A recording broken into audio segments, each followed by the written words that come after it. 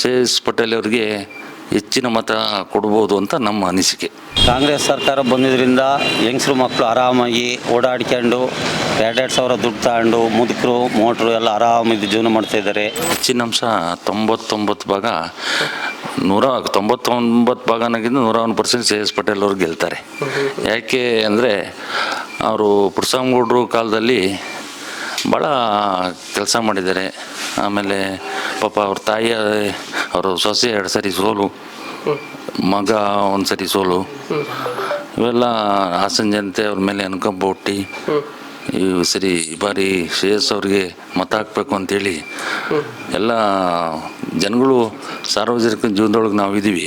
ಹಾಗಾಗಿ ಸಾಮಾನ್ಯವಾಗಿ ಎಲ್ಲರೂ ಶ್ರೇಯಸ್ ಪಟೇಲ್ ಅವ್ರಿಗೆ ಹೆಚ್ಚಿನ ಮತ ಕೊಡ್ಬೋದು ಅಂತ ನಮ್ಮ ಅನಿಸಿಕೆ.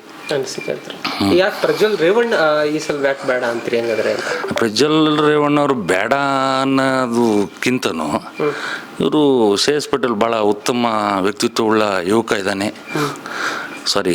ಯುವಕರಿದ್ದಾರೆ. ಅವರು ಒಂದಿನ ಒಂದು ಕಾಲಾವಕಾಶ ಅವ್ರಿಗೂ ಕೊಡೋಣ ಅನ್ನೋ ಮನಸ್ಥಿತಿ ನಮ್ಮದು.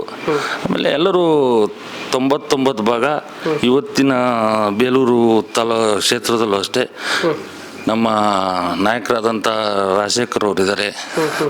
ಅವರೆಲ್ಲ ಓಡಾಡ್ಕೊಂಡು ಕಾಂಗ್ರೆಸ್ ಒಳಗೆ ಶ್ರೇಯಸ್ ಪಟೇಲಿಗೆ ಗೆಲ್ಲಿಸ್ಬೇಕು ಅಂತೇಳಿ ಭಾಳ ಪ್ರಯತ್ನ ಪಡ್ತಿದ್ದಾರೆ, ಪಣ ತೊಟ್ಟಿದ್ದಾರೆ. ಆಮೇಲೆ ಹಾಸನ ಜಿಲ್ಲೆಯಲ್ಲೂ ಅಷ್ಟೇ ಏನೋ ನನ್ನ ಅನಿಸಿಕೆ ಪ್ರಕಾರ ಎಲ್ಲ ಜನಾಂಗದವರು ಎಲ್ಲ ಜನಾಂಗದವರು ಶ್ರೇಯಸ್ ಪಟೇಲ್ ಅವರಿಗೆ ಅನುಕಂಪದಿಂದನೂ ಅನ್ನೋಕ್ಕಿಂತನೂ ಪಾರ್ಟಿನೂ ಅಷ್ಟೇ ಕೆಲಸ. ಇವು 5 ಗ್ಯಾರಂಟಿಗಳು ಇರ್ಬೋದು, ಆಮೇಲೆ ಕೆಲವೊಂದು ವಿಚಾರ ಅನುಭವಗಳಿರ್ಬೋದು, ಆಮೇಲೆ ಸಿದ್ದರಾಮಯ್ಯವ್ರು ಮಾಡಿರೋಂಥ ಕೆಲಸಗಳು, ಡಿ.ಕೆ. ಶಿವಕುಮಾರ್ ಮಾಡಿರೋಂಥವ್ರು ಕೆಲಸಗಳು, ಇವನ್ನೆಲ್ಲ ಗಣನೆಗೆ ತಗೊಂಡು ಎಲ್ಲ ನಮ್ಮ ತಾಯಂದಿರಿಗೆ ಇರ್ಬೋದು ಎಲ್ಲ 2,000 ದುಡ್ಡು ಬರ್ತಾಯಿದೆ.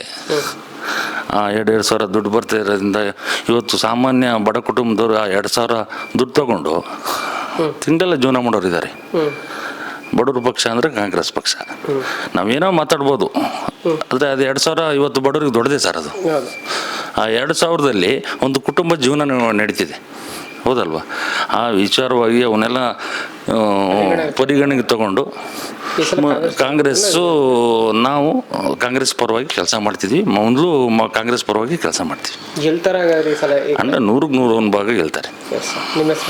ಚೇತನ್ ಅಂತ ಗೆಂಡೇಳಿ ಅಂದು, ನಾನು ಈಗ ಬೇಲೂರಲ್ಲಿ ವಾಸವಾಗಿದ್ದೀನಿ. ಇದು ಲಿಂಗಾಯತ ಏನು ವೀರಶೈವ ಮುಖಂಡ. ನಾನು ಸಮಾಜದ ಯೂತ್ ಪ್ರೆಸಿಡೆಂಟ್ ಆಗಿದ್ದೀನಿ. ಅಖಿಲ ಭಾರತ ವೀರಶೈವ ಮಹಾಸಭಾದು ಯೂತ್ ಪ್ರೆಸಿಡೆಂಟ್ ಆಗಿದ್ದೀನಿ. ಅಂದರೆ ಏನಂದರೆ ಇದರಲ್ಲಿ ನಾನು ಸಮಾಜನ ತರಕ್ಕೆ ಇಷ್ಟಪಡಲ್ಲ. ಒಟ್ರಾಸಿ ನಾನು ಕಾಂಗ್ರೆಸ್ ಕಾರ್ಯಕರ್ತ. ಓಕೆ. ಕಾಂಗ್ರೆಸ್ ಸರ್ಕಾರ ಬಂದಿದ್ದರಿಂದ ಯಂಗ್ಸ್ರು ಮಕ್ಕಳು ಆರಾಮಾಗಿ ಓಡಾಡ್ಕೊಂಡು 2,000 ದುಡ್ಡು ತಗೊಂಡು ಮುದುಕರು ಮೋಟ್ರು ಎಲ್ಲ ಆರಾಮಿದ್ದು ಜೀವನ ಮಾಡ್ತಾಯಿದ್ದಾರೆ. ನೆಕ್ಸ್ಟು ಅವರೇ ಬಂದರೆ ಯಂಗ್ಸ್ರು ಮಕ್ಕಳು ಅನುಕೂಲ ಆಗುತ್ತೆ. ಸ್ವಲ್ಪ ಏನಂದರೆ ರೈತರ ಬಗ್ಗೆ ಅವರು ಕಾಳಜಿ ವಹಿಸ್ತಾಯಿದ್ದಾರೆ. ರೈತರ ಬಗ್ಗೆ ಸ್ವಲ್ಪ ಏನಾದ್ರು ಅನುಕೂಲ ಮಾಡಿಕೊಡ್ಬೇಕು. ರೈತರ ಸುದ್ದಿನೇ ಮಾತಾಡಲ್ಲ, ಬೇರೆ ಎಲ್ಲ ಓಕೆ. ರೈತರ ಬಗ್ಗೆ ಅವರು ಒಂದು ಸ್ವಲ್ಪ ಒಳ್ಳೇದು ಮಾಡಬೇಕು ಅಂತ ನನ್ನ ಅನಿಸಿಕೆ. ಬೇಲೂರು ಸುತ್ತಮುತ್ತ ಅಭಿವೃದ್ಧಿ ಇದೆ ಕಾಂಗ್ರೆಸ್ಸಿಂದ, ಒಳ್ಳೆಯದೇ. ಈಗ ನಿಮಗೆ ಈ MP ಎಲೆಕ್ಷನ್ ಯಾರು ಗೆಲ್ಲಬೇಕು ಅನ್ನೋಂಥದ್ದು ಮತ್ತು ಯಾರು ಗೆಲ್ತಾರೆ? ಸಿದ್ದರಾಮಯ್ಯನೇ ಬರ್ತಾರೆ ಸರ್. ಅವರು ಅನುಕೂಲ ಮಾಡಿಕೊಟ್ಟಿದ್ದಾರೆ. ಹಂಗಾಗಿ ನಮ್ಮ ಅನಿಸಿಕೆ ಅವರೇ ಬೇಕು. ನಿಮ್ಮ ಮತ ಯಾರಿಗೆ? ನಾವೆಲ್ಲ ಕಾಂಗ್ರೆಸ್ಸೇ, ಸಿದ್ದರಾಮಯ್ಯರು ಬರಬೇಕು. ಗ್ಯಾರಂಟಿ ಯೋಜನೆ ಎಲ್ಲ ಹೆಲ್ಪ್ ಆಗಿದೆ, ಬರ್ತಾ ಇದೆ.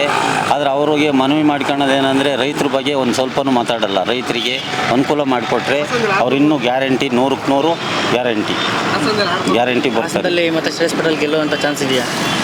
ಹಾಸನದಲ್ಲಿ ಅದು ಹೇಳಕ್ಕೆ ಬರಲ್ಲ. ಆದರೆ ಇಲ್ಲಿ ಮಾತ್ರ ಬೇಲೂರಿಗೆಲ್ಲ ಕಾಂಗ್ರೆಸ್ಸೇ ಬರುತ್ತೆ ಗ್ಯಾರಂಟಿ. ಕಾಂಗ್ರೆಸ್ಗೆ ಮತ ಹಾಕ್ತಾರೆ? ಹಾಕ್ತಾರೆ, ನಾವು ಹಾಕ್ತೀವಿ. Okay sir, thank you.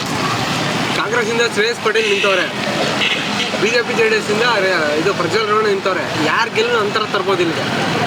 ಅದೇ ಈ ಬೇಲೂರು ಮಟ್ಟಿಗೆ ಮಾತ್ರ ನಾನು ಸ್ವಲ್ಪ ಇಲ್ಲೇ ಒಲವು ಹೇಳೋದು. ಯಾಕೆಂದ್ರೆ ನಾವು ಇಲ್ಲೇ ಇರೋದ್ರಿಂದ ಪಕ್ಕ ಗ್ಯಾರಂಟಿ ಬರುತ್ತೆ ಅಂತ ನಾನು ಹೇಳೋದು. ಯಾಕೆಂದ್ರೆ ನಾವು ಇಲ್ಲೇ ಇರೋದ್ರಿಂದ ಇಲ್ಲೇ ವಾತಾವರಣ.